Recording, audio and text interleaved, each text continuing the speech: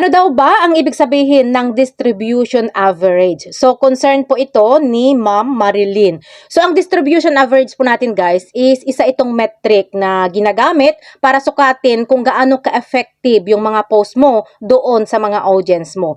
Pinapakita niya kung gaano kahusay ang performance ng bawat post mo para maabot ang mas malawak na reach. Dahil kung mas mataas yung average natin guys, mas malaki din yung chance na ipapakalat ng algorithm yung mga content mo doon sa wider audience. So, paano nga ba natin nakukuha yung distribution average natin?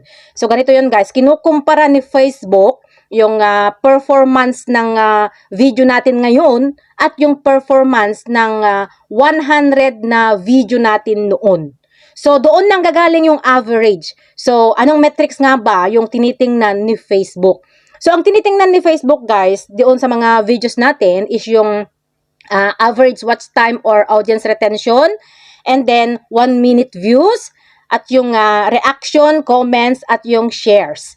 At ang tinitingnan naman niya doon sa mga photos natin, text post, at saka yung shared post is yung impression, reaction, comment, shares, and content clicks. Kaya mas maganda kung i-click nila yung mga text natin at saka yung mga picture natin at saka yung mga shared post natin para gumanda yung performance natin.